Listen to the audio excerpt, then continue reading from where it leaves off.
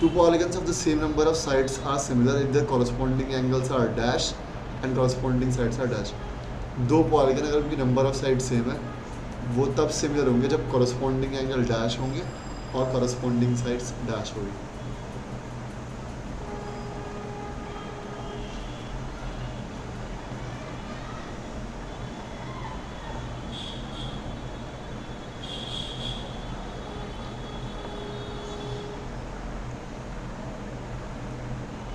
On the count of 5 and 4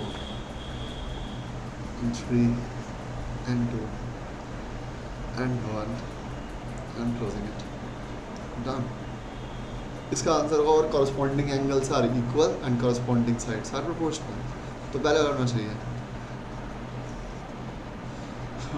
तो साफ पता चलता होगा कि लोगों ने होमवर्क नहीं किया है. दो डिफरेंट एग्जांपल दे रहे हैं सिमिलर फिगर्स के और नॉन सिमिलर फिगर्स के. एक क्वेश्चन के लिए क्या ही चालू करेंगे है ना, क्लास पॉइंट डिस्कस कर लेते हैं. सिमिलर फिगर के एग्जांपल बहुत सारे डिस्कस कर लिया हमने यार, आराम से कोई दिक्कत नहीं.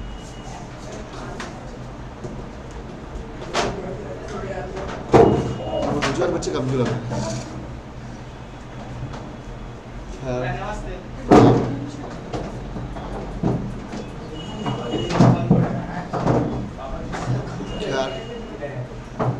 सिमिलर फिगर के एग्जांपल्स क्या है बताओ हर्ष. सिमिलर होंगे वो नॉन सिमिलर होंगे ना एक्चुअली. तुम बोलो. स्क्वायर और एक स्क्वायर जो 1 सेंटीमीटर का और दूसरा स्क्वायर जो 2 सेंटीमीटर. हाँ ये दोनों दुनिया के सारे स्क्वायर सिमिलर होंगे, दुनिया के सारे सर्कल सिमिलर होंगे. तुम क्या कह रहे थे दोबारा बोलो. सारे स्क्वायर आपस में और सारे सर्कल आपस में. तो स्क्वायर और सर्कल ठीक है. मतलब तुम अपने दिमाग में सही कह रहे थे, वो हमें सही से समझ में नहीं आया. बट तो एग्जाम में तो नंबर नहीं मिलता उसका जो बात है. तो क्लैरिटी शीट में भी होनी चाहिए ना. सारे सर्कल आपस में सिमिलर होंगे ना, सारे स्क्वायर आपस में सिमिलर होंगे, सारे इक्विलेटरल ट्रायंगल आपस में सिमिलर होंगे है ना. नॉन सिमिलर एक सर्कल और एक स्क्वायर है ना, ये दोनों नॉन सिमिलर फिगर्स हैं.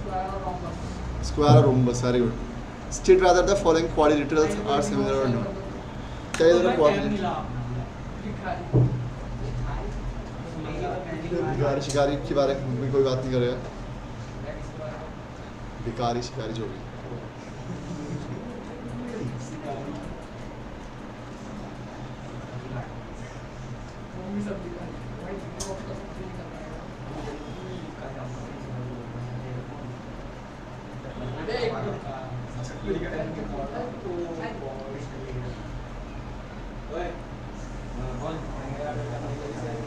On the count of 5 and 4.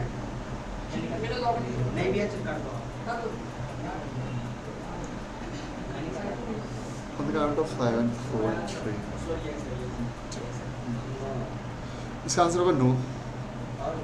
ये कहीं से भी सिमिलर नहीं. कॉरस्पॉन्डिंग एंगल बराबर होने चाहिए. यहाँ पे कॉरस्पॉन्डिंग एंगल बराबर ही नहीं है, इसलिए ये सिमिलर नहीं हुई. ओके. तो इतने सारे लोगों ने होमवर्क नहीं किया ठीक से है ना, जो नीचे दिख रहा है. तो मतलब एक छोटी सी एक्सरसाइज नहीं तुम लोगों को ठीक से. देखो अभी हमें पढ़ना सिमिलरिटी ऑफ ट्रायंगल्स, तो ज़रा इस पर गौर फरमाएंगे. हमें बीपीटी पढ़नी है.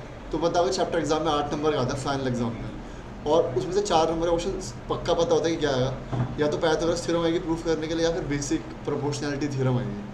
तो 8 में से 4 नंबर का तो पहले से पता होता है कि क्या आने वाला है. 10th क्लास में ये अच्छी चीज़ है कि कोई फेल नहीं हो सकता 10th क्लास में. उसका रीज़न क्या, कुछ क्वेश्चन हमें पहले से पता होता है 20-22 नंबर के, वो आने आने ठीक है, कोई रोक ही नहीं सकता, वो आते ही है. मतलब टीचर को पता होता है क्वेश्चन पक्का आने वाले, थोड़ा सा भी एक्सपीरियंस टीचर होगा ठीक है. बच्चों को भी पता होता है वो आने वाले, इसलिए कोई फेल नहीं होता. मैंने तो आज से सुना बट बच्चा 10th में फेल हुआ. मतलब मैं नहीं जानता किसी ऐसे बच्चे को 10th में फेल हुआ अपनी रियल लाइफ में. 9th में तो सुना मैंने, 10th में नहीं सुना. मतलब वैसे तो बच्चे फेल होते हैं, मगर किसी को रियल लाइफ में फेल होते हो नहीं सुना. क्या इधर देखते हैं.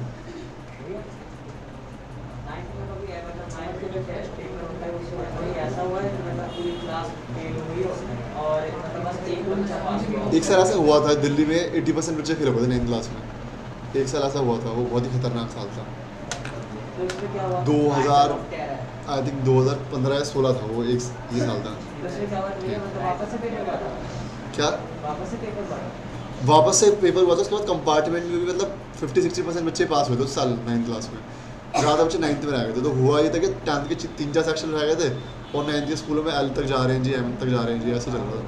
वो साल बहुत अजीब था।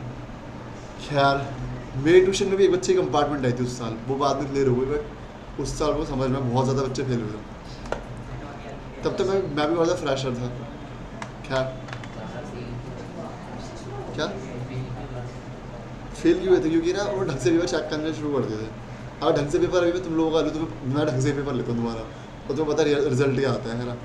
तो ये कितने सारे बच्चे फेल होते हैं इनमें से, तो वही ढंग से पेपर ही नहीं होते, वरना तो बहुत सारे बच्चे फेल होंगे, ऑब्वियस सी बात है। शांति।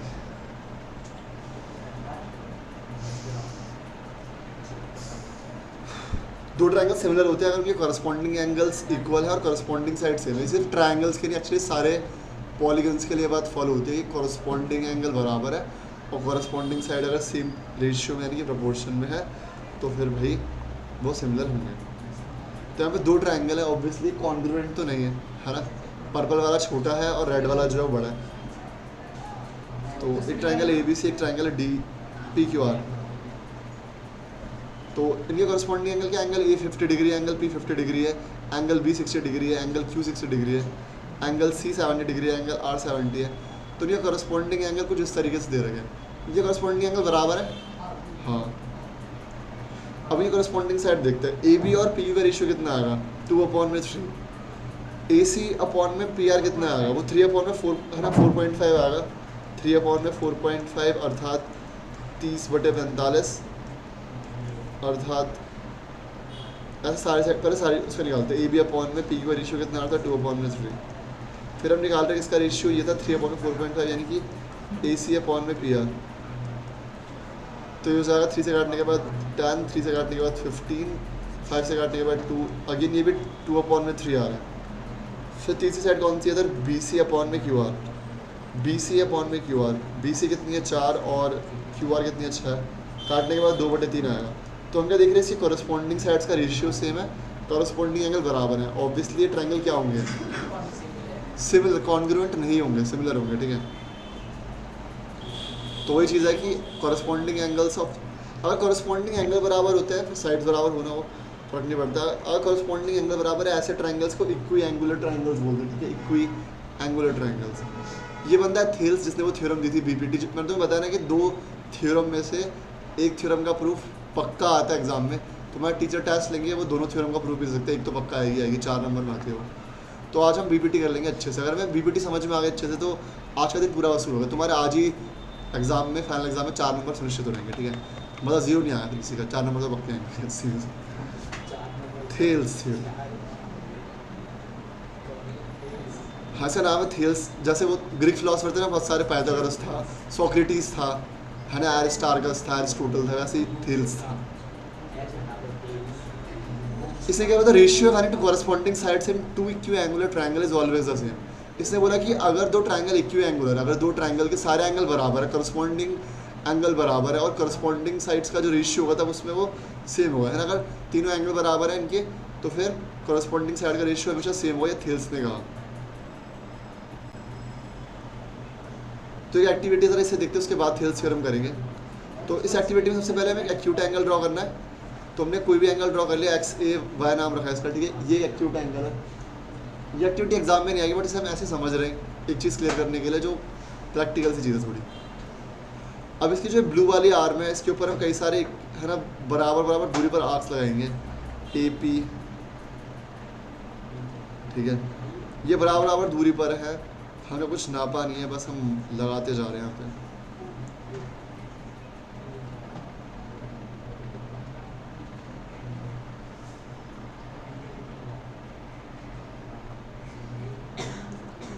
ओके, तो बता रहा बराबर दूरी पे आर्क कैसे लगाते हैं। निडल यहाँ पर है तो पेंसिल से आर्क यहाँ, पेंसिल यहाँ मारेंगे, फिर निडल यहाँ रख के आर्क यहाँ मारेंगे, फिर निडल यहाँ रख के आर्क यहाँ मारेंगे, है ना।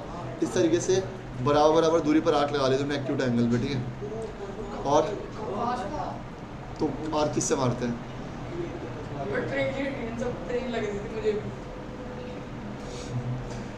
तुम उनकी मन की बात कैसे पढ़ लेते हो, बात तो करी नहीं तुमने इनसे। खैर ये कुछ नाम दे दिए PQRSBY है ना।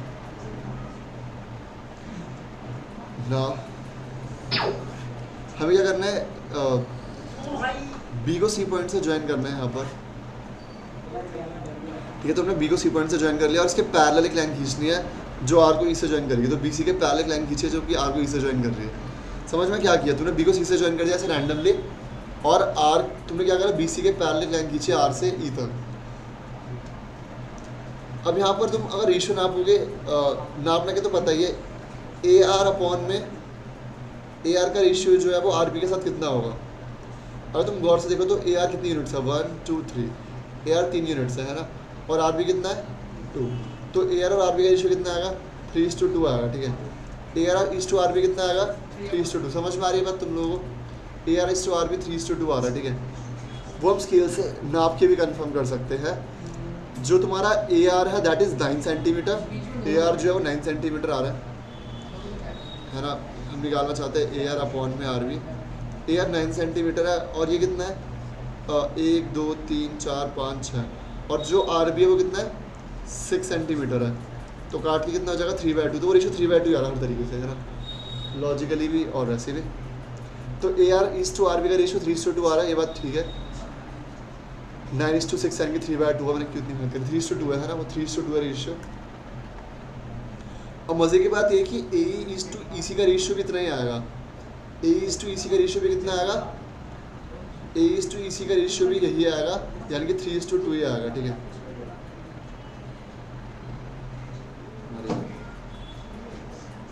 बहुत ही नकली सवाल फिर करो, पागल है यार तू दिमाग से, वो है अरे यार देखने से अपना हाथ काट लिया करने ने, क्या से पता नहीं क्या कर दिया, पता नहीं नाक मार दी इसने।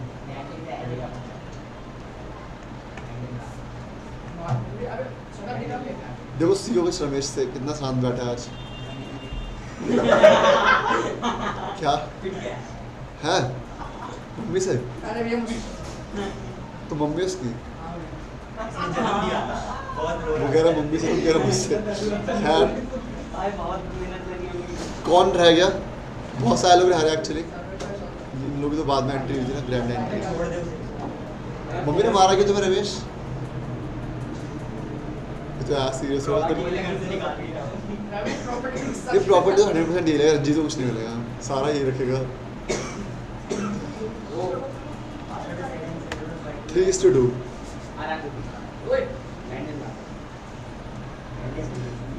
वो तो खैर मैटर ही नहीं।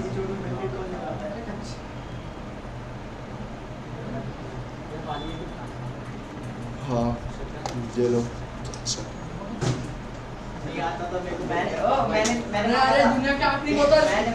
तो हमने क्या देखा कि ए आर इस टू आर बी का रेशियो जो है वो ई इस टू ई सी के बराबर है ना, और ये बेसिक प्रोपोर्शनलिटी थ्योरम के हिसाब से है। यहाँ पर ये चीज़ है कि दोनों ग्रीन लाइन आपस में पैरेलल होनी ज़रूरी है, ठीक है। तो इसका मतलब क्या, इसका मतलब ये कि अगर तुम्हारे पास कोई भी ट्रायंगल है, तुम्हारे पास कोई भी ट्रायंगल है और तुमने ट्रायंगल की एक साइड से दूसरी साइड पर एक लाइन खींची है, तुमने ट्रायंगल की एक साइड से दूसरी साइड तक एक लाइन खींची है इस तरीके से कि वो तीसरी साइड के पैरेलल है। तुमने ट्रायंगल की एक साइड से दूसरी साइड तक एक लाइन खींची है जो कि तीसरी साइड के पैरेलल है। तो ये लाइन जो है इन दोनों साइडों को बराबर रेशियो में डिवाइड कर रही है ना। दोबारा समझते क्या है बेसिक प्रोपोर्शनलिटी थ्योरम। अगर तुम्हारे पास एक ट्रायंगल है, ठीक है, अगर तुम्हारे पास एक ट्रायंगल है ए बी सी और तुमने क्या करा है, तुमने एक लाइन खींची है जो कि ट्रायंगल ए बी की पहली है ना, इस ट्रायंगल की पहली साइड से शुरू हो रही है और दूसरी साइड तक जा रही है, इस तरीके से जा रही है कि वो तीसरी साइड के क्या है, पैरेलल है। उस केस में ए ई अपॉन में बी का रेशियो बराबर होगा ए एफ अपॉन में एफ सी के। समझ में आ रहा है तुम लोगों को, किसी को प्रॉब्लम है इसमें आने में? नहीं हो गया। तो ये इसकी स्टेटमेंट है, line is drawn parallel to one side of a triangle to intersect the other two sides in distinct point, the other two sides are in the same ratio. और तुमने एक लाइन ड्रॉ करी है triangle की पहली side से जो कि दूसरी साइड है ना काट रही है और तीसरी साइड के पैरेलल है। तो ये एक ट्रायंगल ए बी सी, तुमने क्या करा है, तुमने एक लाइन ड्रॉ करी है, ठीक है डी तुमने एक लाइन ड्रॉ करी है जो कि बी सी के पैरेलल है, ठीक है, और ए बी और ए को अलग अलग पॉइंटों पे काट रही है। भास्कर बेटा तुम कर क्या रहे हो, एक तो तुम्हारे एंगल ही अलग ग्रुप में पड़े हो तुम। मैंने बताइए ये एग्जाम पक्का आते थे थ्योरम, बस यही नहीं समझ लेंगे, बाकी सब समझ लेंगे जो नहीं आ रहा, ठीक है। ये देखो हार्ड वर्क तो सब करते हैं, बट जो चीज़ इंपॉर्टेंट है वो तुम्हें ज़्यादा अटेंशन देके समझनी चाहिए, है ना। कुछ बच्चे तो बड़ी मेहनत करते हैं, फिर भी 70-80% आते हैं, समझ में नहीं आता क्यों, क्योंकि वो सब कुछ पढ़ लेते हैं ना, और जो सबसे इंपॉर्टेंट है रिवाइज ज़्यादा करना होता है, पता ही एग्जाम में आने वाला है तो ज़्यादा अच्छे से कर लो, बट नहीं भाई हम तो करते हैं। खैर कोई नहीं, इसलिए कुछ बच्चे होते हैं एग्जाम टाइम में सिर्फ लास्ट से कर देंगे, 90% आराम से आते हैं, ठीक है आराम से। 90% लाना आजकल बहुत नॉर्मल है। मैंने तो बताया था ना DBS की क्वेरी का, उस बच्चे का 95% आया था, उसकी मम्मी को टेंशन हो रही थी उसके नंबर क्यों इतने कम आ रहे हैं। एक्चुअली उनके स्कूल में 95% बहुत नॉर्मल है, इसीलिए।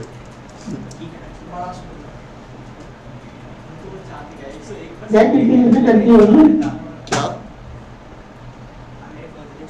मीटिंग कितने चलती होगी? मीटिंग चलती होगी, पता नहीं क्या बोल रहे हैं। कुछ पेरेंट्स तो बहुत ज़्यादा कंसर्न होते हैं सच में।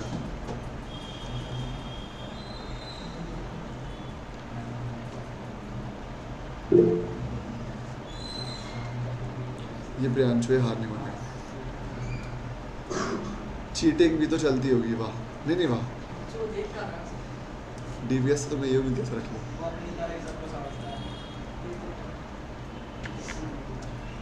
इसे देखते मैंने बहुत सारे बच्चे का डाम लिए, मतलब अलग स्कूलों के, मुझे सबसे अच्छा DBS के बच्चे लगे, मतलब उससे अच्छे स्कूल है दिल्ली में, टॉप 20 में जो आते हैं। DBS टॉप 20 में भी नहीं आता मेरे ख्याल से, बट DBS के बच्चे को तो मैं अलग से पहचान लूँगा। 3 DBS के बच्चों का डाम हो गया, तीनों मतलब अलग ही बच्चे थे बिल्कुल, भीड़ से अलग, मस्त बच्चे का। इतना कॉन्फिडेंट लेवल एकदम सुपरफिशियल होता है, बहुत ज़्यादा सुपरफिशियल। ऊपर से एक शब्द हिंदी में नहीं बोल सकते बच्चे, एक शब्द हिंदी में नहीं। हिंदी तो सुनी नहीं, क्या हिंदी बोलते भी। 8th क्लास के बैच में लड़का DBS का, तो ना वो मतलब जैसे हम डिस्कस भी करेंगे इंग्लिश में बताया, बच्चों को ट्रांसलेट करना पड़ता है कि इससे ये हो रहा था कि क्लास में कम्युनिकेशन आ रहा है, बाकी बच्चे तो सर कुछ आते रहते हैं। भाई ये सही है, बहुत सही है। बट उसके बाद भी वो डिसेंट, मतलब बिहेवियर बहुत ज़्यादा डिसेंट होता है, ऐसा नहीं कि कोई अकड़ है उनमें, ऐसा कुछ नहीं है। मतलब वो सब चीज़ सिखाएगी कि मैनर में कैसे रहना है ना, हर चीज़ बताना, कुछ सिखाने की ज़रूरत ही नहीं है, बस पढ़ाना होता है। ओके नहीं यहाँ पे तो नहीं, नीचे से लेके आ रहा हूँ। बट ऐसा सारा DBS बढ़िया है, 3-4 DBS ही बढ़िया है, मथुरा रोड वाला, एक आरकेपुरम वाला और एक इंदिरापुरम, बस ये 3 ही बढ़िया, बाकी सारे ऐसे। ये तो बहुत ही बेकार है फरीदाबाद वाला DBS, इसे आने तो ऐसे हम बातें करते हैं। तुम्हें यहाँ तक समझ में आया? इतने में तुम्हें रहे थे तो BPT थी क्या, हम क्या प्रूव करना चाह रहे हैं कि तुम्हारे पास अगर एक ट्रायंगल है, ठीक है, ABC, और लैटिस से एक लाइन है और उसका नाम है D। अब D अगर इस तरह से कि BC के पैरेलल है और AB और AC को डिस्टिंक्ट पॉइंट पे काट रही है, ठीक है, तो फिर क्या होगा, तो फिर यहाँ पर जो रेशियो है AD का BD के साथ वो बराबर होगा AE का EC के साथ, है ना, इस रेशियो के बराबर होगा। समझ में आ रहा है? क्या हो गया तुम्हें? तुम बहुत चाह करो। शांत।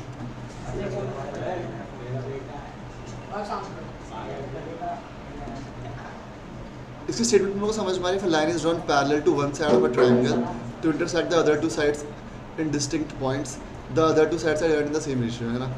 और एक लाइन को ड्रॉ किया गया इस तरह से कि वो ट्रायंगल के एक साइड के पैरेलल और बाकी दोनों साइडों को अलग अलग पॉइंटों पे काट रही है, तो उन साइडों को बराबर रेशियो में डिवाइड करेगी। तो इसके स्टेटमेंट एक बार खुद पढ़ो आराम से, और देखो तुम स्टेटमेंट पचा पा रहे हो, फिर नहीं आ रही तो मैं समझा दूँगा।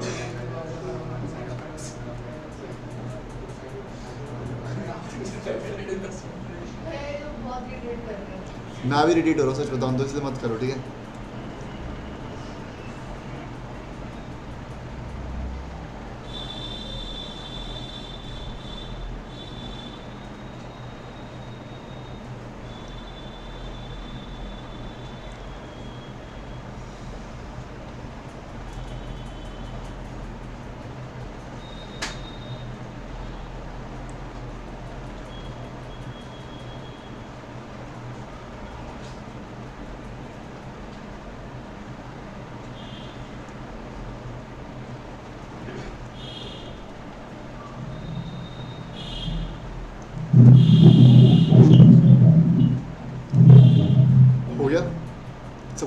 गया स्टेटमेंट?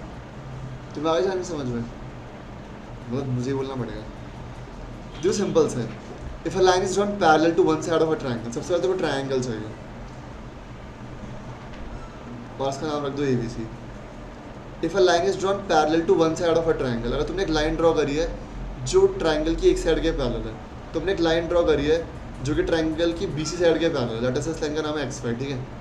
तो XY लाइन ड्रॉ करी है जो कि ट्रायंगल की BC साइड के पैरेलल है, तो एक साइड के पैरेलल आ गई है। पैरेलल समझते हो क्या होता है? क्या होता है? बराबर बराबर बराबर डिस्टेंस पे, है ना। बराबर का मतलब तो इक्वल होता है। ओके, तो अगर हमने एक लाइन ड्रॉ करी है जो कि एक साइड के पैरेलल है to intersect the other two sides in distinct point, है ना। इसके अलावा ये बाकी दोनों साइडों को डिस्टिंक्ट पॉइंट्स पे काट रही है। तो ये लाइन जो है XY है AB को X पॉइंट पे काट रही है और AC को Y पॉइंट पे काट रही है ना। तो बात ये है कि जो बाकी दोनों साइड्स है वो सेम रेशियो में डिवाइड होगी, है ना। यानी कि जो रेशियो होगा AX का BX के साथ वो बराबर होगा AY का जो रेशियो होगा YC के साथ, है ना। ये कह रहा है वो। समझ में आया तुम्हें? कितने लोगों को स्टेटमेंट नहीं समझ में आ रही PPT की? अभी भी नहीं? ओके, दोबारा देखते हैं। If a line is drawn parallel to one side of a triangle, देखो यहाँ पे ट्रायंगल लिखा हुआ है ना। ट्रायंगल तो खैर तुम्हें बताइए, एक ऐसा फिगर 3 साइड वाला। लैटिस ट्रायंगल का नाम है ABC, ठीक है। ट्रायंगल का नाम है ABC। तुमने एक लाइन ड्रॉ करी है जो कि ट्रायंगल के एक साइड के पैरेलल है। लैटिस से हमने BC साइड के पैरेलल एक लाइन ड्रॉ कर ली, ठीक है। पैरेलल BC एक लाइन ड्रॉ कर ली, तो ये लाइन ड्रॉ कर ली। अब ये लाइन जो है वो क्या करेगी? To intersect the other two sides in distinct point. ये लाइन बाकी दोनों साइडों को डिस्टिंक्ट पॉइंट्स पे काटेगी। डिस्टिंक्ट पॉइंट मतलब अलग अलग पॉइंट्स पे, है ना। AB को X पॉइंट पे काट रही है, AC को Y पॉइंट पे काट रही है, ठीक है। तो इस केस में क्या होगा? जो बाकी दोनों साइड्स है वो सेम रेशियो में डिवाइड होगी, ठीक है। तो इसका मतलब ये है कि जो ये वाली जहाँ पे इसने काटा है इसने X पॉइंट पे काटा था ना, तो AX का जो रेशियो होगा BX के साथ, AX का जो रेशियो होगा BX के साथ वो बराबर होगा जो AY का रेशियो होगा YC के साथ, ठीक है। ये समझ में आया अभी? तुम्हें समझ में आया? क्या अगर अभी भी नहीं आया तो कोई बात नहीं, अभी हमें इससे समझना है एनिमेशन से।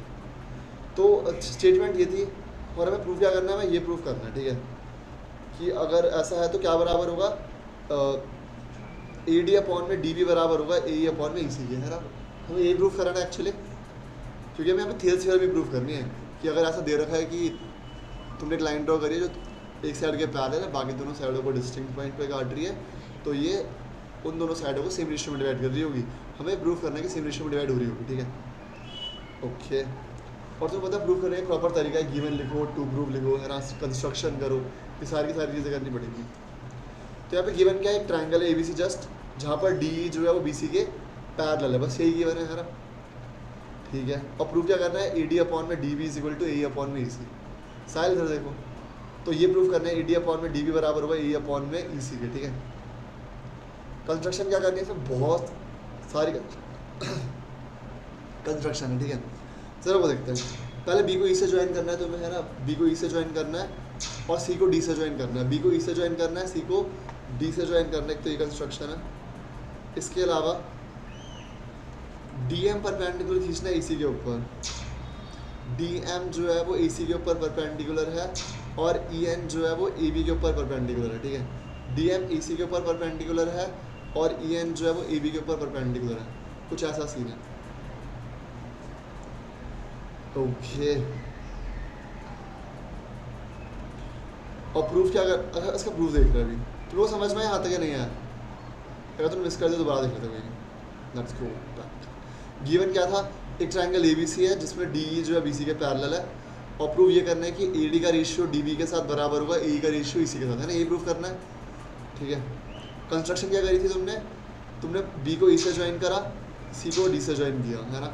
इसके अलावा तुमने DM को परपेंडिकुलर ड्रॉ किया है AC के ऊपर, और है ना ये DM परपेंडिकुलर था, और EN को परपेंडिकुलर ड्रॉ किया तुमने AB के ऊपर। ये 4 कंस्ट्रक्शन करी है, ठीक है। अब इसका प्रूफ देखते हैं कैसे करना है। एरिया ऑफ ट्रायंगल ADE क्या होगा? एक्चुअली जो ये वाला फार्मूला ट्रायंगल के एरिया का 1/2 बेस इंटू हाइट, इसे तुम किसी भी ट्रायंगल के ऊपर अप्लाई कर सकते हो। तो एरिया ऑफ AD ये ट्राइंगल जो भी हाईलाइट हो रहा है ना येलो कलर पे, AD ये ट्राइंगल है, तो हमें पता है कि एरिया ऑफ ट्राइंगल होता है half base into height. AD का जो बेस है वो क्या है, AD ट्राइंगल का बेस हम कुछ भी ले सकते हैं, हमारी मर्जी, ठीक है। बट हम पहले वाले केस में क्या ले रहे हैं, AD ले रहे हैं। अच्छा, हम जानबूझ के बेस AD क्यों ले रहे हैं, क्योंकि हमें जो प्रूफ करना था, तुम्हें याद होगा उसमें प्रूफ क्या कहता है, AD अपॉन में DB is equal to AE upon में EC। जो प्रूफ करना था उसमें सबसे पहले AD आ रहा था, इसलिए जानबूझ के बेस को AD ले रहा था ताकि AD वाली कोई चीज़ आ जाए, है ना, ताकि AD वाली कोई चीज़ आ जाए, क्योंकि प्रूफ ये करना है AD अपॉन में BD is equal to AE upon में EC, इसलिए AD वाली चीज़ चाहिए। तो बेस जानबूझ के क्या लेंगे, AD, और AD बेस से परपेंडिकुलर कौन सा गिर रहा है, EN है ना, हरे वाला परपेंडिकुलर गिर रहा है। तो क्योंकि तुम जो बेस लोगे उसी के ऊपर जो हाइट गिर रही होगी तुम्हें वही वाली हाइट लेनी है, ठीक है। जो तुम बेस लोगे उसके ऊपर जो परपेंडिकुलर गिर रहा होगा तुम्हें वही हाइट लेनी होती है ना, यही होता है। तो 1/2 बेस कितना है AD और हाइट कितनी है EN, यही होगा इसमें, यस और नो, ओके। ऐसे ही तुम ट्राइंगल लो BDE, ठीक है। अब BDE जो जहाँ पर येलो मार्क हो रखा है ना, BDE ये वाला ट्राइंगल है BDE, और BDE का एरिया क्या होगा, अगेन हर एक ट्राइंगल पे अप्लाई होता है half base into height. BDE क्यों लिया है, क्योंकि तुम्हें याद होगा रेशियो क्या आ रहा था, AD अपॉन में BD को प्रूफ करना है AE अपॉन में EC के, जो तुम्हें प्रूफ करना है तुम्हारे दिमाग में होना चाहिए हमेशा, है ना। तो AD अपॉन में BD चाहिए, है ना, BD चाहिए। मुस्कुरा रहे हैं, ये बहुत वो वाली BD की बात नहीं चल रही है। तो हाफ, ठीक है, इसलिए मैंने DB लिख दिया यहाँ पर। तो बेस जो है वो DB लेंगे जानबूझ के, क्योंकि DB की ज़रूरत है। और हाइट क्या गिर रही है DB के ऊपर, अब DB के ऊपर भी हाइट EN, ये काफ़ी अजीब सी बात है, बट इसके लिए चलते हैं 7वीं कक्षा के कॉन्सेप्ट पे, जो हमने 7वीं कक्षा में नहीं समझा, 2-4 बच्चों ने समझा, मतलब कि जो ऑब्ट्यूज एंगल जो होता है ना, ऑब्ट्यूज एंगल उसका जो परपेंडिकुलर होता है वो बाहर होता है ना। एक सेकंड, 7वीं कक्षा से बाहर क्या तुम्हें समझना पड़ेगा, ओके वो देखो यार, बहुत सारे के ट्रायंगल्स होते हैं। हाइट क्या होती है ये समझ रहे हैं हम, हाइट का कॉन्सेप्ट ठीक है। हाइट जिसे परपेंडिकुलर भी बोलते हैं, है ना, हाइट को परपेंडिकुलर भी बोलते हैं, और हाइट भी बोलते हैं, और एल्टीट्यूड भी बोलते हैं, तीनों चीज़ सेम ही होती है, ठीक है। हाइट, परपेंडिकुलर, एल्टीट्यूड, तीनों चीज़ सेम है। अगर ये ट्राइंगल है ABC, इसका अगर BC बेस लिया तो उस पर हाइट कौन सी होगी, हाइट की डेफिनेशन है, हाइट की डेफिनेशन है shortest distance between top most and the bottom most point. तो ये BC के ऊपर हाइट होगी, ठीक है, यहाँ से जो परपेंडिकुलर खींचा, ठीक है। ये एक्यूट एंगल ट्राइंगल था। हर एक ट्राइंगल की जो हाइट होती है वो अलग होती है। राइट एंगल ट्राइंगल है तो इसका टॉप मोस्ट पॉइंट जो है वो ये है, और इसका जो बॉटम मोस्ट है वो ये है। इनके बीच जो परपेंडिकुलर डिस्टेंस है वो यही साइड होगी, है ना। तो राइट एंगल ट्राइंगल में जो हाइट होती है वो उसकी साइड ही हो जाती है ना। बट अगर ऑब्ट्यूज एंगल की बात करें तो तुम्हें याद होगा ऑब्ट्यूज एंगल ट्राइंगल वो होता है जिनमें एक एंगल 90 से बड़ा होता है। तो जो ऑब्ट्यूज एंगल ट्राइंगल है वो कुछ ऐसा बनेगा, है ना, तो लग रहा है यार एंगल 90 से बड़ा है। इसमें हाईएस्ट पॉइंट ये है और इसका लोएस्ट पॉइंट जो है इसकी सिधाई में आएगा, बट तो परपेंडिकुलर डिस्टेंस लेनी होती है ना हाईएस्ट पॉइंट से। तो इसका मतलब ये है कि जो ऑब्ट्यूज एंगल ट्राइंगल होते हैं उनका जो परपेंडिकुलर, उनकी जो हाइट है, उनका जो एल्टीट्यूड है वो बाहर की तरफ हो, ना कि अंदर की तरफ हो, ठीक है। तो ये बात है कि जो ऑब्ट्यूज एंगल ट्राइंगल होते हैं उनकी हाइट बाहर की तरफ होती है, ठीक है। तो मेरी फैक्ट हजम हो रहा है क्योंकि डेफिनेशन ये हाइट की, है ना, shortest distance between highest and lowest point. तो ये जो ट्राइंगल BD था, हमें ये हजम कर रहे हैं इसकी हाइट EN कैसे हुई, ठीक है। जो ट्राइंगल BD था इसका हाईएस्ट पॉइंट जो है वो E है, और है ना, अगर यहाँ से परपेंडिकुलर देखा जाए तो क्या आ रहा है, EN आ रहा है ना। E पॉइंट से हाईएस्ट पॉइंट से परपेंडिकुलर क्या आ रहा है, EN। तो ये बात ऐसी है कि BD की हाइट भी EN ही होगी। तो एरिया ऑफ BD क्या होगा, बेस तुमने इसका DB ले लिया, DB बेस पे हाइट कौन सी गिर रही है, EN गिर रही है ना, EN। तो यहाँ तक किसी को प्रॉब्लम है आने में नहीं। हमें क्या चाहिए था, हमें चाहिए था एक्चुअली AD अपॉन में BD चाहिए था हमें, है ना। हमें चाहिए था AD अपॉन में BD। AD अपॉन में BD कैसे आएगा, जब तुम इसको इससे डिवाइड करोगे तभी AD के डिवाइड में DB आएगा। तो एकदम है ना नेचुरल सी चीज़ है कि इन दोनों इक्वेशन को हमें क्या करना है आपस में डिवाइड, ठीक है।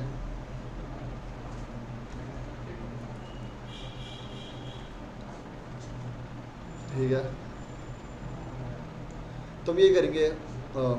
अच्छा, अभी ना हम दूसरे वाले ट्रायंगल भी लेंगे यहाँ पर। इससे हमें AD और BD वाली इक्वेशन तो मिल गई, है ना, AD और BD वाली इक्वेशन तो मिल गई, बट हमें AE और EC वाली इक्वेशन भी तो चाहिए ना, और इसी तरह से हमें वो भी मिल जाएंगी। अगर अगेन AE जो दोबारा से AD ट्रायंगल में आ रहा है ना, तुमने सबसे पहले भी AD ट्रायंगल लिया था, तब तुमने बेस AD लिया था, बट तुम इस बार AE के लिए जा रहे हो, तो तुम ट्रायंगल ADE में बेस क्या लोगे, AE, है ना। तो ट्रायंगल ADE में हाफ बेस इनटू हाइट, है ना, ये फॉर्मूला है, और इसका बेस क्या है। अब तुम A लोगे बेस, है ना, जानबूझ के AD नहीं लोगे, AE लोगे। और ए बेस पे हाइट कौन सी गिर रही है, FDM DM है ना, DM गिर रही है। तो हाफ इंटू बेस है हमारा ए है ना, हाईलाइट हो रहा है बेस, और हाइट गिर रही है इसके ऊपर DM जो पिंक वाली हाइट है ना। तुम लोगों को समझ में आ रहा है, तुम्हारा जानी समझ में। फिर तुम्हें अगेन EC में चाहिए, तुम्हें EC चाहिए, और EC के कौन सा ट्राइंगल में आ रहा है, EC आ रहा है ट्राइंगल DEC में है ना, EC आ रहा है ट्राइंगल DEC में। तो अगेन वह half into base into height लग जाएगा, ट्राइंगल DEC है, DEC ट्राइंगल ये है। तो DEC में जानबूझ के बेस EC लिया है ना, और अगेन DEC ट्राइंगल एक ऑब्ट्यूज एंगल ट्राइंगल है, हाईएस्ट पॉइंट है D, और हाईएस्ट पॉइंट से जो परपेंडिकुलर गिर रहा है इसके लिए भी वो क्या है, DM। तो इसकी हाइट भी क्या हो जाएगी, DM। अगर हमें ये भी समझ में आ रहा है कि हमें अगर ए अपॉन में EC चाहिए तो हमें इसको डिवाइड करना होगा इससे, रिगार्डिंग दिस। तो ये बात है, इन दोनों को डिवाइड करके हमें मिल जाएगा। तो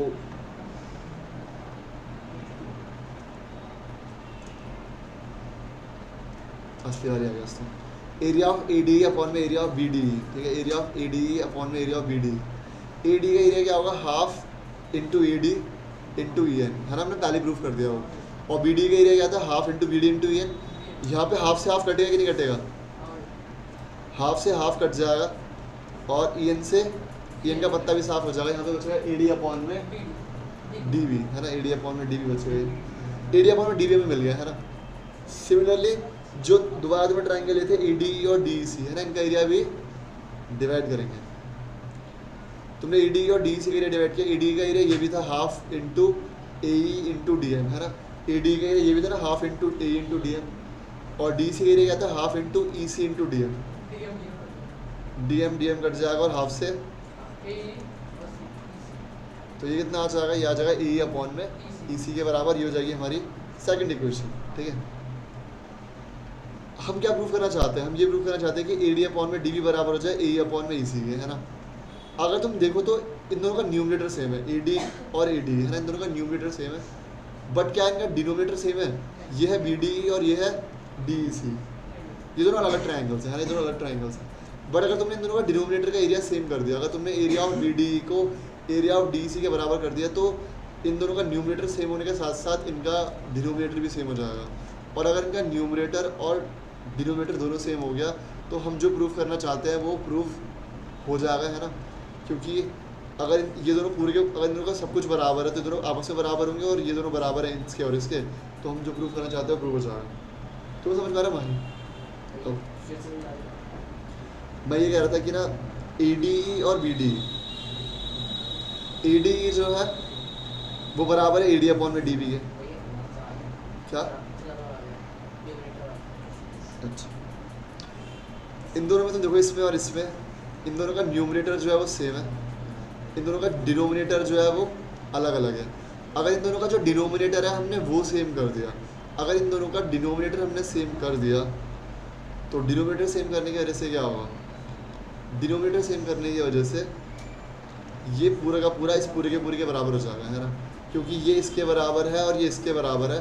अगर ये दोनों आपस में बराबर हो गए तो ये दोनों भी आपस में बराबर होंगे, समझ रहे हो ना। अब ये BDE और DEC को ज़रा देखते हैं, इनको बराबर कैसे कर सकते हैं। BDE और DEC ये दोनों सेम बेस पे हैं और दोनों सेम पैरेलल लाइन के बीच में भी है, ठीक है। तो ये जो ग्रीन वाला ट्रायंगल अभी हाईलाइट हुआ, ये कौन सा ट्रायंगल है, BDE, ठीक है। जो ग्रीन वाला ट्रायंगल हाईलाइट हुआ ये कौन सा है, BDE। और ये जो पिंक वाला हाईलाइट हुआ ये कौन सा है, DEC। और ये पर्पल एरिया जो बन गया ना अपने आप, ये वो एरिया दोनों ट्रायंगल्स में कॉमन आ रहा है ना।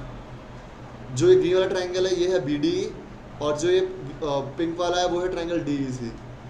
अगर तुम BDE और DEC ट्रायंगल गौर से देखोगे तो क्या दोनों सेम बेस पे नहीं है, BDE ट्रायंगल और DEC का बेस सेम है, दैट इज़ DE, है ना। और दोनों सेम पैरेलल लाइंस के बीच में, क्योंकि DE और BC पैरेलल थी। 9th क्लास में एक चैप्टर था जो पूरा कट गया था, area of parallelogram and triangles, वो चैप्टर तुम्हारा कट गया था। बट उस चैप्टर में एक थ्योरम थी कि अगर दो ट्रायंगल्स का बेस सेम होता है और दोनों सेम पैरेलल लाइन के बीच में होते हैं, ऐसे दोनों ट्रायंगल्स का एरिया बराबर होता है, ठीक है। अगर दो ट्रायंगल्स का बेस सेम है और दोनों सेम पैरेलल लाइन के बीच में है तो उनका एरिया बराबर होता है। जैसे मान लो कि दो ट्रायंगल्स हैं,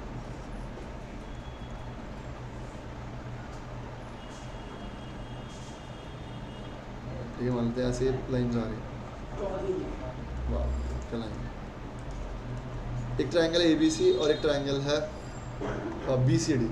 तो यहाँ पे हम क्या देख रहे हैं कि ABC ट्रायंगल और BCD ट्रायंगल का सेम बेस है BC, और दोनों सेम पैरेलल लाइन BC और AD के बीच में आ रहे हैं। ऐसे में क्या होगा, एरिया ऑफ ABC जो है बराबर हो जाएगा एरिया ऑफ DBC के।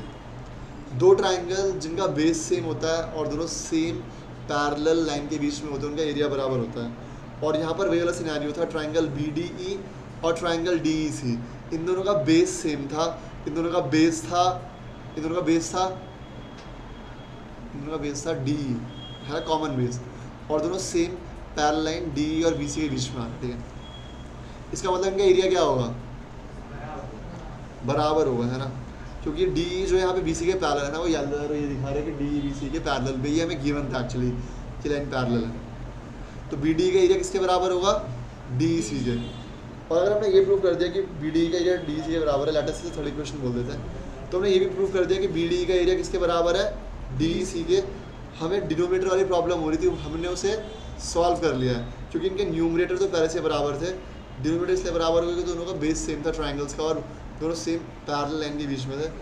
इस तरह से क्या होगा, हम बोल सकते हैं फ्रॉम इक्वेशन 1, 2 एंड 3, 1, 2 और 3 से क्या मिलेगा, AD अपॉन में DB बराबर हो जाएगा AE अपॉन में EC के। समझ में आ रहा है, ओके ब्रो।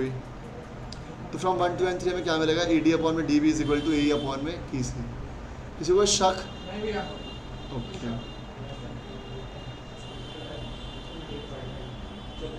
Hands proved. तो ये प्रूव करना था, तो मैंने तुम्हें बता दिया, बहुत इंपॉर्टेंट है। ठीक है, अगली जो भी मैथ की क्लास होगी ना, मंडे को होगी, तो मैं तुम लोगों का रिटर्न टेस्ट लूँगा इस फिल्म, मुझे जब पता ही पेपर में आने वाली है, तो मैं क्यूनेस का टेस्ट अलग से लूँगा ना, तो उसका मैं टेस्ट लूँगा। ठीक है, और फ़र्क नहीं पड़ता तुम्हें कितना आता है कितना नहीं, सब ये थ्योरम सबको आनी चाहिए। ठीक है, क्योंकि पेपर में आती है, और इसने हल्का सी भी गलती करी तो देखेंगे उस टाइम पर क्या असर है। एक बार रिवाइज करते हैं ना दोबारा से। वैसे कितने लोगों को पूरी समझ में आ गई है, रेज योर हैंड्स। मैं इनका हाथ खड़ा वैसे, ओके रमेश को भी आ गई, क्या बात है रमेश, रमेश समझाओगे सबको आगे।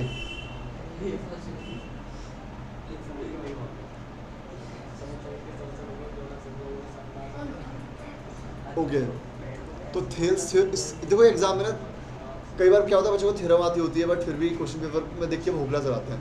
कई बार एग्जाम में ऐसे आती है थ्योरम, कभी कभार एग्जाम में ये थ्योरम ऐसे आ जाती है कि ना प्रूफ थेल्स थ्योरम या फिर प्रूफ BPT या फिर प्रूफ बेसिक प्रोपोर्शनैलिटी थ्योरम, है ना, तो एग्जाम में ऐसे भी आ सकती है। ओके, और स्टेटमेंट तुमने पढ़ ली थी, है ना, अगर एक लाइन तुमने एक ट्राइंगल के एक साइड के पैरेलल ड्रॉ करी है जो कि बाकी दोनों साइडों को डिस्टिंक्ट पॉइंट्स पे काट रही है ना, वो धुआं उठ रहा था, वो डिस्टिंक्ट पॉइंट्स पे से उठ रहा था, है ना, देखो दोबारा वो डिस्टिंक्ट पॉइंट पे से उठ रहा था, है ना, वो ये दोनों डिस्टिंक्ट पॉइंट पे काट रही है। ठीक है, D और E। तो बाकी दोनों जो साइड्स है वो सेम रेशियो में डिवाइड होंगे, है ना, बाकी दोनों साइड्स जो है वो सेम रेशियो में डिवाइड होंगे, यानी कि AD अपॉन में DB किसके बराबर होगा, AE अपॉन में EC के। ओके,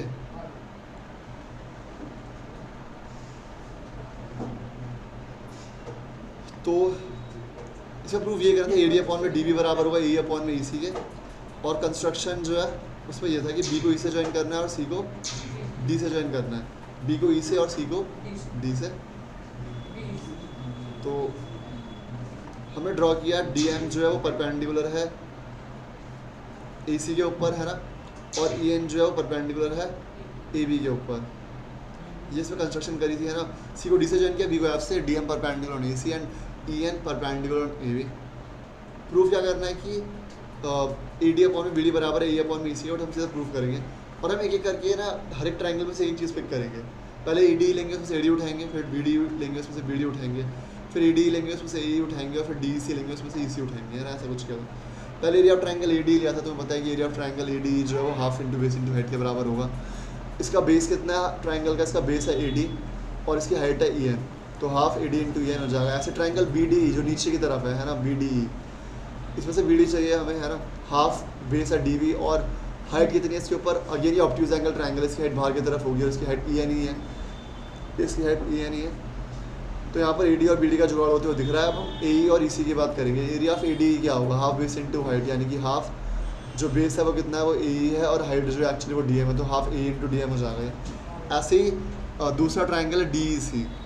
DEC जो है वो ये वाला ट्राइंगल है। DEC में अगेन एरिया होगा हाफ बेस इंटू हाइट, तो बेस जो है वो ट्राइंगल का EC है, ठीक है, और इसके ऊपर हाइट कितनी गिर रही है, हाफ बेस है EC, और हाइट जो है इसके ऊपर गिर रही है DM, है ना।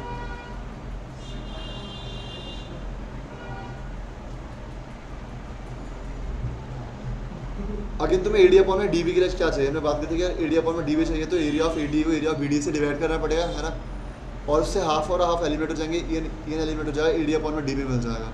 सिमिलरली तुम अगेन एरिया ऑफ AD को डिवाइड करोगे DEC से, है ना, और उससे क्या होगा, AD का एरिया में निकाला था half into AE into DM, है ना, पिछली वाली स्लाइड में DEC के लिए था half into EC into DM। Again DM से DM एलिमिनेट हो जाएगा, हाफ से हाफ एलिमिनेट हो जाएगा, और यहाँ बचेगा AE अपॉन में EC हो जाएगी हमारी सेकंड इक्वेशन। प्रॉब्लम ये आ रही थी कि इन दोनों को बराबर हम कर लेते अगर ये पूरा का पूरा इस पूरे के बराबर होता। इन दोनों का न्यूमरेटर तो सेम था पर डिनोमिनेटर सेम नहीं था। इन दोनों का डिनोमिनेटर सेम करने के लिए हम क्या करेंगे, हम बोलेंगे कि यार फिगर में देखते हैं कि फिगर में एक तो BD ट्राइंगल है, दूसरा DEC ट्राइंगल है, इनका बेस सेम है, इनका बेस है दोनों ट्राइंगलों का DE, और दोनों सेम पैरेलल लाइन DE और BC के बीच में लाई कर रहे हैं, है ना। तो इन दोनों का सेम बेस है DE जो अभी हाईलाइट हो रहा है, और दोनों सेम पैरेलल लाइन DE और BC के बीच में आ रहे हैं। तो अगर दो ट्राइंगल्स का बेस सेम है और दोनों सेम पैरेलल लाइन के बीच में आ रहे हैं, तो हमारे पास ये थ्योरम है कि दोनों ट्राइंगल्स का एरिया जो है बराबर होता है। तो इस वजह से ट्राइंगल BD का एरिया DEC के बराबर हो जाएगा, यानी कि जो दो इक्वेशंस आ रही थी इनका डिनोमिनेटर भी अब बराबर हो चुका है। इसके बाद इसे लिख देंगे, जो ये वाली इक्वेशन आई इसे थर्ड इक्वेशन बोल देंगे, और सीधा बोल देंगे फ्रॉम इक्वेशन 1, 2 एंड 3 क्या बोल देंगे, जो हमें प्रूफ करना था, AD अपॉन में DB बराबर होगा AE अपॉन में EC के। तो फ्रॉम 1, 2 एंड 3 वी गेट AD अपॉन में DB is equal to AE upon में EC, हैंस प्रूफ, ठीक है। कितने लोगों को समझ में नहीं आई थेल्स थ्योरम, और कांची तुम्हें समझ में आ गई, श्रद्धा तुम्हें समझ में आई थेल्स थ्योरम? Yes sir. इसके बहुत सारे नाम हैं, तो बता ना, एग्जाम में BPT के नाम से भी आ सकती है, थेल्स के हिसाब से नाम से भी आ सकती है, बेसिक प्रोपोर्शनैलिटी थ्योरम के हिसाब से भी आ सकती है, या फिर हो सकता है एग्जाम में इसकी स्टेटमेंट लिखी हुई आ जाए, तो इसके स्टेटमेंट भी रट्टे पे होनी चाहिए। कई बार एग्जाम में क्वेश्चन आता है state and proof Thales theorem. State and proof मतलब तुम्हें स्टेटमेंट भी लिखनी है, ठीक है, स्टेट का मतलब स्टेटमेंट लिखनी है, कहीं तुम लिक्विड सॉलिड करके आ रहे हो, ठीक है। ओके, थ्योरम 6.2 तो इसका प्रूफ सिलेबस में नहीं है, पहले होता था, अब तो नहीं है, इस साल से तो नहीं है, बट फिर भी देख लेते। थ्योरम 6.2 जो BPT का कन्वर्स है, तो BPT का कन्वर्स नहीं आएगा एग्जाम में, इसका प्रूफ सिलेबस में नहीं है, तो मैं पहले बता रहा हूँ, बट फिर भी पढ़ लेते हैं, ठीक है।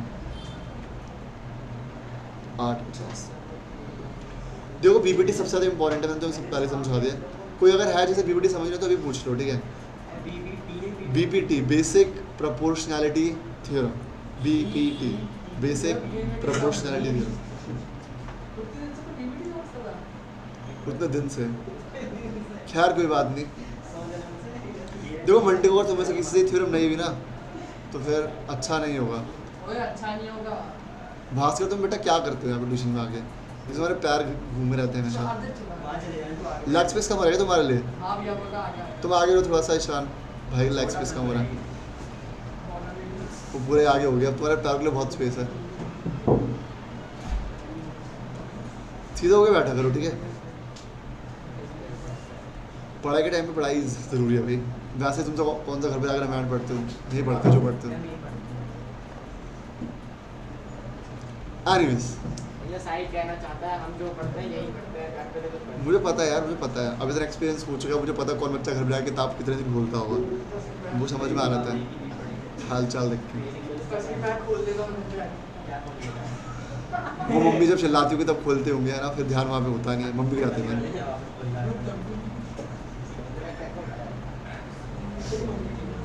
कैसे वापस आते हैं, समझ में आ गया। मंडे को जब BPT का टेस्ट होगा तो किसी गलती होना चाहिए, कुछ भी अच्छे से प्रैक्टिस करना, रगड़ रगड़ पता है एग्जाम में आने वाली है, एक एक्स्ट्रा रट्टे भी होना चाहिए, एक एक्स्ट्रा। मैंने क्या बोला, एग्जाम में ऐसा क्वेश्चन भी आ सकता है, state and proof Thales theorem, और अगर स्टेट एंड, मैं भी तुम्हें ये दूंगा state and proof Thales theorem, तुम्हें स्टेटमेंट भी आनी चाहिए उस टाइम पर, गिवन लिखना भी आना चाहिए, टू टू लिखना भी आना चाहिए, कंस्ट्रक्शन भी आनी चाहिए, है ना, डायग्राम भी आना चाहिए, प्रूफ भी आना चाहिए, हर चीज़ आनी चाहिए ना। हाँ तो किसका दूंगा बताओ वैसे। देखो एग्जाम में 4 नंबर की बेसिक प्रोपोर्शनलिटी थ्योरम का प्रूफ करने के लिए आता है, ठीक है। एग्जाम में बेसिक प्रोपोर्शनलिटी थ्योरम क्वेश्चन आया ना उससे रखने पड़ता, वो 4 नंबर के थ्योरम प्रूफ करने के लिए आती है। तो थ्योरम के प्रूफ का टेस्ट होगा ना, किसी क्वेश्चन का टेस्ट होगा, ठीक है। सिर्फ एक थ्योरम के प्रूफ का टेस्ट होगा जो हमने भी खत्म करी थी, उसका टेस्ट होगा, जो मैंने तुम्हें लिखवाया था, मतलब अभी पढ़ाया था, वो लिखना था। अभी किसी के दिमाग में संदेह बचा तो पूछ लो, खैर कोई नहीं। संदेह मतलब होता है शक, ठीक है, डाउट। ये कह रहा संध्या तो मम्मियों का नाम होता है, ये थोड़ा होता है, ये तो नाम पुराना होगा ना, जनरेशन चली गई इसकी संध्या नाम की। किसी की मम्मी का नाम है क्या संध्या तुम में से? Okay bro.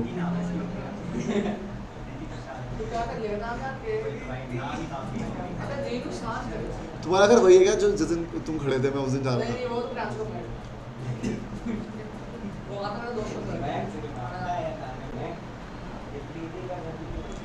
खैर पढ़ते हैं।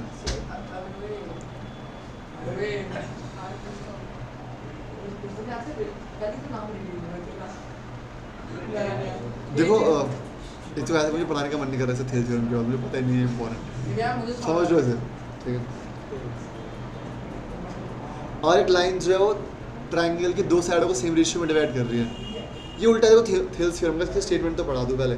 If a line divide any 2 sides of a triangle in the same ratio then the line is parallel to the third side. ये थेल थ्योरम का अपोजिट है। थेल्स में कहते हैं कि लाइन पैरेलल है एक साइड के, तो बाकी दोनों साइडों को सेम रेशियो में डिवाइड करेगी। यहाँ पे क्या बोल रहे हैं कि अगर एक लाइन 2 साइडों को सेम रेशियो में डिवाइड कर रही है, तीसरी साइड के पैरेलल होगी। थेल्स थ्योरम में लाइन पैरेलल दे रखी थी, रेशियो बराबर करना था, और इसके कन्वर्स में रेशियो बराबर दे रखा है, लाइन पैरेलल करनी है, ठीक है। तो हम ये करेंगे, रेशियो बराबर दे रखा होगा और लाइन पैरेलल करेंगे। यहाँ पर एक ट्रायंगल ABC है, और अगेन तुम्हें ये दे रखा है ना, तुम्हें ये दे रखा है कि AD का रेशियो जो है DB के साथ वो AE के EC के रेशियो के साथ बराबर है। हमें ये प्रूफ करना है कि DE BC के पैरेलल होगा, ठीक है। तो यहाँ पर ये जो AD अपॉन में DB equal to AE upon में AC है, इधर गिवन है, ठीक है। तो इसका प्रूफ देखते हैं। इसे प्रूफ क्या करना है हमें आदित्य?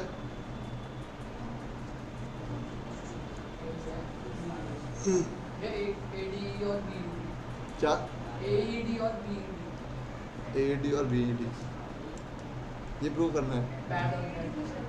पैरेललोग्राम भैया SOS क्या होता है? SOS इसमें बहुत सारी फुल फॉर्म होती है। इमरजेंसी वाला SOS। अच्छा सॉस। मुझे याद नहीं आ रहा वैसे, किसी को याद है क्या होता है SOS इमरजेंसी वाला? खैर क्या होता है, just Google it.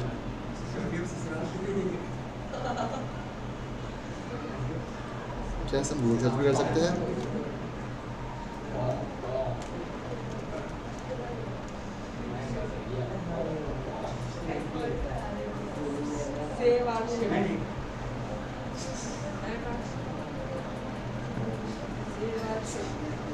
Save our souls, हमारी आत्मा बचाओ। खैर save our soul, save your life. अरे मतलब ये डिस्ट्रेस सिग्नल होता है ना कि जब तुम जैसे मान लो कि तुम किसी टापू पे फंस गए, है ना, वहाँ पे इंसान ने इंसान की जात दूर दूर तक, ऐसे में तुम SOS कॉल दोगे, है ना, कि हमें आगे बचा लो। मैं गिर गया था, मेरे फोन में अपने आप ही लग गया था। कहाँ गिरा था? सीढ़ी से गिर गया था। वो तुम्हारी इमेजिनेशन है। खैर आगे बढ़ते हैं, वापस आए। तो एक लाइन है D जो कि 2 साइडों को काट रही है, AB और AC को। AD अपॉन में DB इस बार AE अपॉन में AC के बराबर दे रखा है, हमें गिवन है, ठीक है। मान लेते हैं चलो इसमें उल्टा मानते हैं, जैसे करेंगे हम कॉन्ट्राडिक्शन मेथड से। तुमने कॉन्ट्राडिक्शन मेथड थोड़ा बहुत सीख लिया है ना पहले चैप्टर में, इसमें उल्टा मानते हैं, ठीक है। हमें प्रूव ये करना है कि DE जो है BC के पैरेलल है, बट हम इसे मान रहे हैं कि लेटस से मान लेते हैं कि DE is not parallel to BC, ठीक है। DE पैरेलल नहीं है BC के। अगर DE पैरेलल नहीं है BC के तो उसका मतलब कोई लाइन ऐसी होगी जो BC के पैरेलल होगी बट वो DE नहीं होगी। अगर DE BC के पैरेलल नहीं है तो वो लाइन ऐसी होगी जो कि BC के पैरेलल होगी बट वो DE नहीं होगी। तो हमने उस लाइन को बोल दिया DE डैश। ठीक है, बोलते हैं डी डैश जो एक लाइन है जो कि बी सी के पैरेलल है, वो दिख रही है कि नहीं है पैरेलल, ठीक है, पर हमने बोल दिया कि डी अगर पैरेलल है तो डी डैश तो होगी, ठीक है, तो डी डैश जो है वो पैरेलल है, ये हमने एज्यूम किया। तो by using BPT A D upon में डी बी किसके बराबर हुआ, ए डैश अपॉन में ई डैश सी के ना, अगर डी डैश पैरेलल हो गई बी सी के तो बेसिक प्रोपोर्शनलिटी थ्योरम के हिसाब से ए डी अपॉन में डी बी बराबर होगा ए डैश अपॉन में ई डैश सी के, है ना। ओके, अगर तुम देखो जरा पहली और दूसरी इक्वेशन से मिलेगा क्या, पहली इक्वेशन ये थी कि ना ए डी अपॉन में डी बी बराबर है ए अपॉन में ई सी के, ये हमें गिवन था, और ये हमें निकाल लिया ए डी अपॉन में डी बी बराबर है ई डैश अपॉन में ई सी के, तो इन दोनों का लेफ्ट हैंड साइड बराबर है तो राइट हैंड साइड भी बराबर आ जाएगी, ए अपॉन में ई सी बराबर हो जाएगा ए डैश अपॉन में ई सी डैश सी के। शांति है। तो ए अपॉन में ई सी बराबर हो गया ई डैश अपॉन में ई डैश सी के। अभी ना ये खत्म नहीं हुआ, अभी ये शुरू हुआ है, दोनों साइड 1 ऐड कर देते हैं, ए अपॉन में ई सी प्लस 1 ए डैश अपॉन में ई डैश सी प्लस 1, तो थोड़ा रटने वाला स्टेप जैसा है, और एलसीएम लेके सॉल्व करेंगे, ए प्लस ई सी अपॉन में है ना ई सी हो जाएगा, और ये हो जाएगा ए डैश प्लस ई डैश सी अपॉन में ई डैश सी। अब तुम जरा गौर से देखो, अगर तुम ए में ई सी ऐड कर दोगे तो कितना होगा, अगर हम ए में ई सी ऐड कर देंगे तो कितना होगा ए सी, तो ज़रा वही करते हैं, ए में ई सी ऐड कर देंगे तो ए सी अपॉन में ई सी हो जाएगा, और ऐसे अगर हम ए डैश में ई डैश सी ऐड कर देंगे तो कितना हो जाएगा ए सी, है ना। इन दोनों का न्यूमरेटर से हमारा तो ए सी से ए सी कट जाएगा, और ई सी बराबर आ जाएगा इसके ई डैश सी के, है ना, तो ई सी बराबर आ जाएगा, है ना, ई डैश सी के।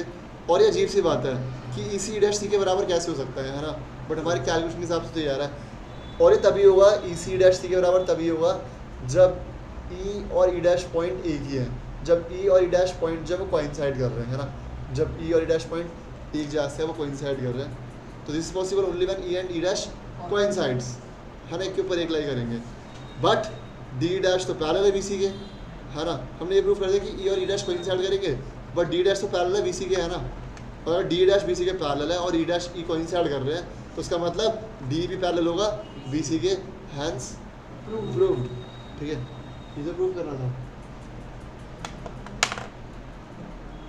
तो उसका रिवीजन करने का टाइम नहीं है, कोई बात नहीं, आई होप समझ में आओ ऊपर से।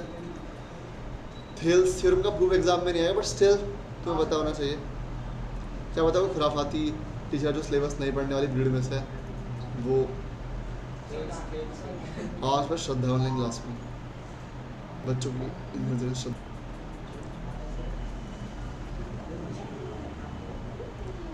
ओके, आज मैंगो शेक नहीं आया है,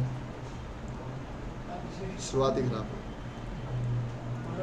आकांक्षा, आकाश है, अमन नहीं है, अनामिका, अनमोल, अतुल, बरखा, अतुल नहीं है, भास्कर, दीपक नहीं है, दिव्या, हर्ष, हरिओम, जान, जानवी, कशिश, क्रश, माही, मयंक, मुस्कान, प्रियांशु, रमेश, साहिल, श्रद्धा, तरुण, वरुण था मगर आके चला गया, मिल के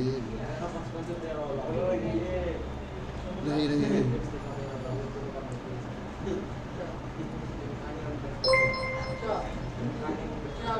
आदित्य होमवर्क किया है, वेरी गुड। आकाश तुमने किया है, भेजा करो ग्रुप में, ठीक है, ग्रुप हमारा ही।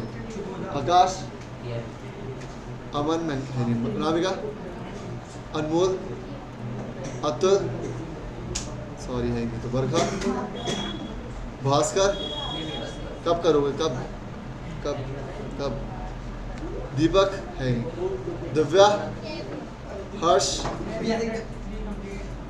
क्या कल नहीं गया, चलो तुम्हारी ईमानदारी के लिए। हरिओम, अरे उसने थर्ड कर्म पीडीएफ से पहले करने लिखा होगा ना, ईशान, जानवी, कशिश, कृष, माहिद में गया, मयंक, मुस्कान, प्रियांशु, रमेश, वेरी गुड, साहिल, श्रद्धा, आसिल बढ़िया आ रहे तुम्हारे हैं, वरुण है नहीं, यश तुमने किया होमवर्क, मैं तो आया नहीं था।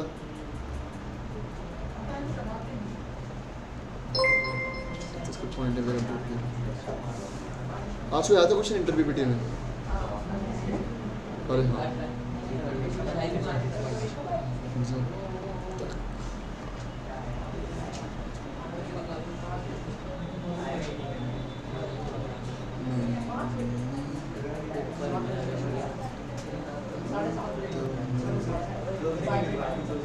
Okay so we have a lot of guys है। श्रद्धा आकाश, श्रद्धा को टिक पता चल गया, डॉट लगा के सबसे आगे आ जाओ। श्रद्धा ये छपरी वाले रहते मत करो, तुम सहयोगी नहीं है, तुम भी छपरी बन चुकी हो। अनामिका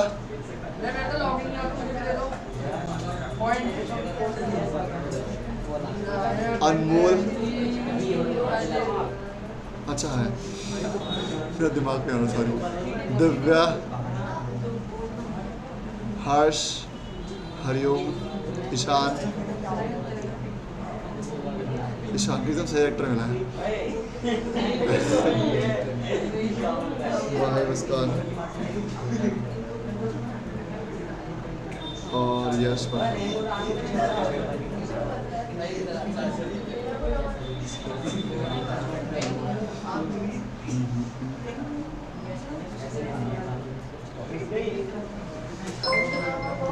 हो गया। कोई और है किसी और से नंबर देना? भैया मुझे भी दे दो पॉइंट, मेरा लॉगिन नहीं हुआ था बीच में। तो तुमने व्हाट्सएप पे आंसर दिया? नहीं मैं पूरी लाया था। तुमने वायलेशन किया है टर्म्स एंड कंडीशन का, ठीक है मैं मत दो। समझ में आया। हमें आम चाहिए, मतलब आकाश, अनामिका, मुस्कान, ठीक है बाकी सब लोग जाओ। वेट टाइमिंग टाइम अच्छा रुक जाओ, कोई मत जाओ, वैसे भी ऑनलाइन तो वही है। श्रद्धा, तो कल टाइम चेंज करना है क्या? कितने लोग स्कूल अभी भी बंद है? मतलब सॉरी चल रहे हम तो जाते रोज स्कूल चल रहा है हम तो जाते नहीं। बट तुम लोग आ रहे थे जल्दी, है ना? मगर तुम धूप में आ नहीं चाहते हैं ना, गर्मी में सब जाओगे। छतरी में आ सकते तुम कैसे? क्या श्रद्धा? सर मेरा स्कूल है। अरे तुम्हारे से तो कही है तुम्हारा स्कूल है कल। कितने बजे आओगे तुम श्रद्धा स्कूल से? 12। तुम 12 बजे घर पे आ जाओगे ना? हाँ हो गया। मतलब तुम 12 बजे क्लास ले सकती हो? ले सकती हूँ, हाँ ले सकती हूँ। अगर थोड़ा लेट कर रहा है तो बता दो, पता चला तुम स्कूल ड्रेस में क्लास ले रही हो, वैसे हमें क्या फर्क पड़ रहा है? कैसे भी लो क्लास नहीं। खैर कोई नहीं। तो ऐसा करते हैं, अगर कल लाटे से 12:30 थोड़ा रिलीफ मिल जाए, तुम लोग कितने बजे आते हो? 12 बजे आ रहे थे घर? 6:30 घर पहुँच जाते हो? वाह। तो ऐसा करते हैं कल 12 बजे ट्राई करते हैं ना, 12 बजे फिर भी सही, फुल नंबर से क्लास होनी चाहिए। तो 12 बजे किसको प्रॉब्लम हुई? तुम्हें प्रॉब्लम हो गया तुम्हारा? ऑनलाइन सेशन चल रहे कंप्यूटर 12:30 कर ले। 12:30 बजे किसको प्रॉब्लम होगी? Raise your hands. शायद तुम्हें प्रॉब्लम होगी 12:30 बजे। किसका इवनिंग का स्कूल है? उन्हें प्रॉब्लम होगी ना। तुम्हारा इवनिंग का स्कूल है, जा रहे हो कि नहीं? नहीं भैया। और तुम जा रहे हो इवनिंग के स्कूल में? नहीं, मतलब 12:30 बजे अभी किसी को प्रॉब्लम नहीं है ना? मुझे मैसेज मत करना गलती से भी कि भैया मुझे प्रॉब्लम हो रही है। फिर क्या? हाँ मैं वही चाहता हूँ, मैं भी वही चाहता हूँ। मुझे कोई प्रॉब्लम इस टाइम पे, बट वही है कि श्रद्धा के थोड़ा आसानी से क्लास ले। तुम छतरी में आ जाना है ना, छतरी ले क्या? अरे काली थोड़ी फालतू में, सही बता रहा हूँ। अपनी फोटो दिखाऊंगा मैं। मेरा इसका स्कूल था ना, इवनिंग का स्कूल था, मैं दोपहर में आता, मैं अपनी 9 की फोटो दिखाऊंगा। मतलब इतना काला हो गया था, कुछ मत, बहुत ज़्यादा काला। क्या कल टेस्ट है? अरे हाँ कल तो राइट का टेस्ट है। ऐसा करते हैं टेस्ट को ना परसों कर देते हैं, है ना?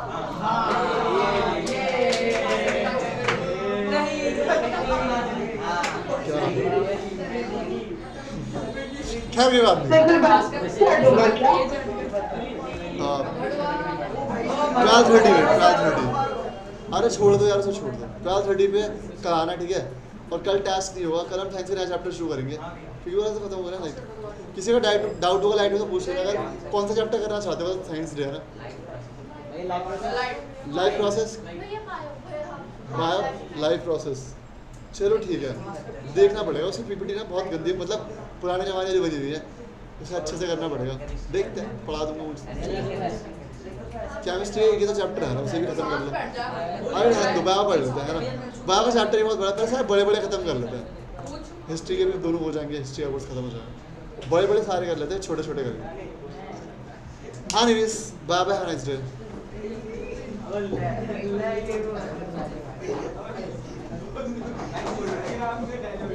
Okay.